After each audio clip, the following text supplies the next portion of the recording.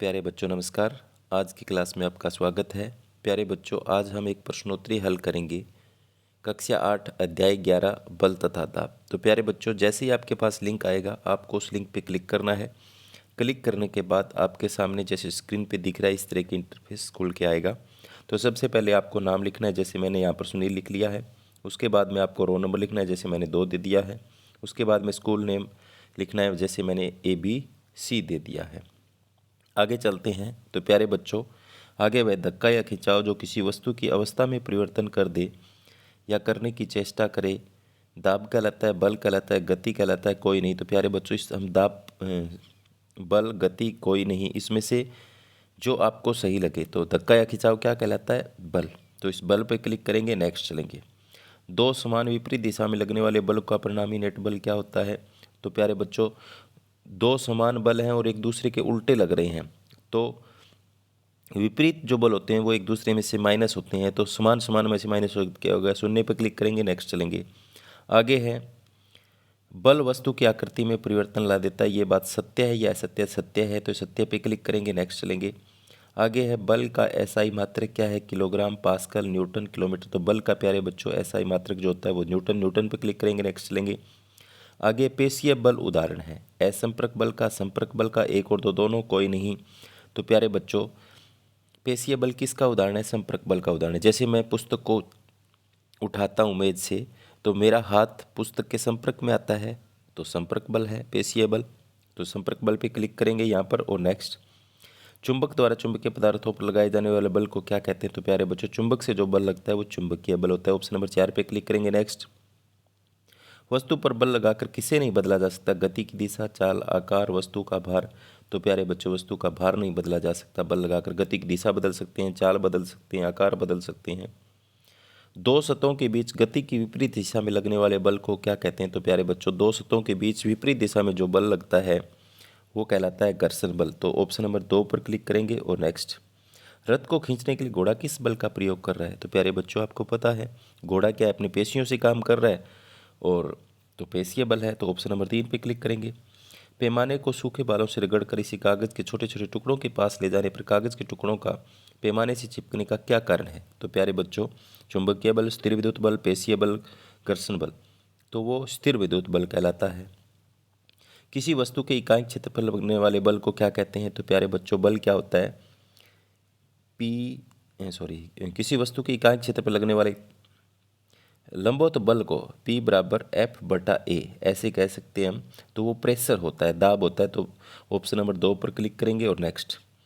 गहराई बढ़ने के साथ दाब, द्रव का दाब भी घटता है, समान रहता है, कमी आ जाती है, बढ़ता है। तो प्यारे बच्चों, जैसे ये हमारे पास बर्तन है, इसमें पानी है, तो यहाँ इस तली के ऊपर क्या होगा? जैसे गहराई बढ़ रही, नीचे की तरफ आ रहे हैं, तो दाब क्या होगा? ज़्यादा होगा।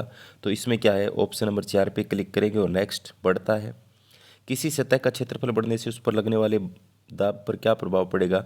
तो प्यारे बच्चों देखो, एक मेरे पास इतना है एरिया है, एक मेरे पास इतना एरिया है, समान बल है 5 न्यूटन, 5 न्यूटन।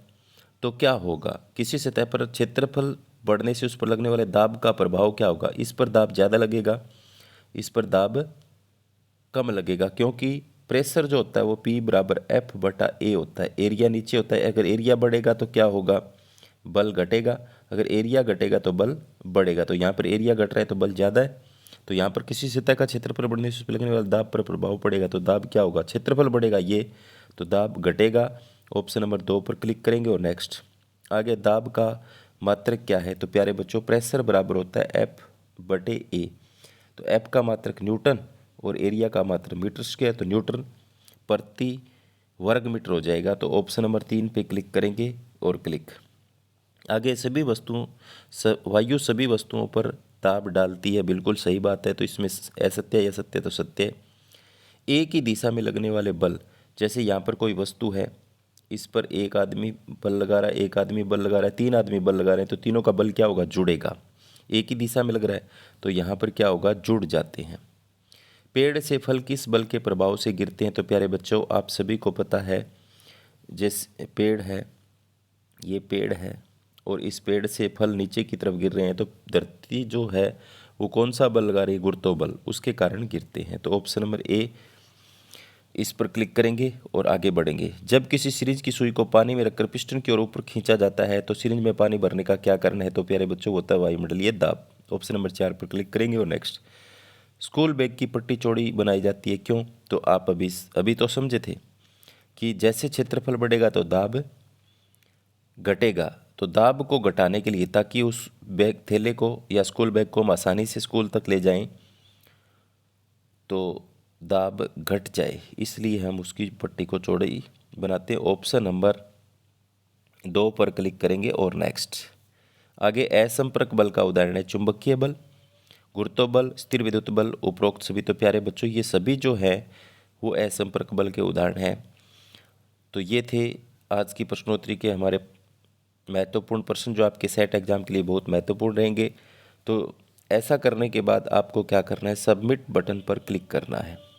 सबमिट बटन पर क्लिक करने के बाद आप अपना स्कोर भी देख सकते हैं। जैसे हम अपना स्कोर देखेंगे व्यू स्कोर पे क्लिक करके, तो क्लिक करने के बाद हमारा स्कोर जो है वो 100 में से 100 है। तो प्यारे बच्चों, इस तरीके से आप इस प्रश्नोत्तरी को हल करेंगे और ये प्रश्न समझेंगे और अपने दिमाग में अच्छी तरह से बैठा लेंगे, ताकि आपके सेट एग्ज़ाम जब हो तो आपको दिक्कत ना हो। धन्यवाद।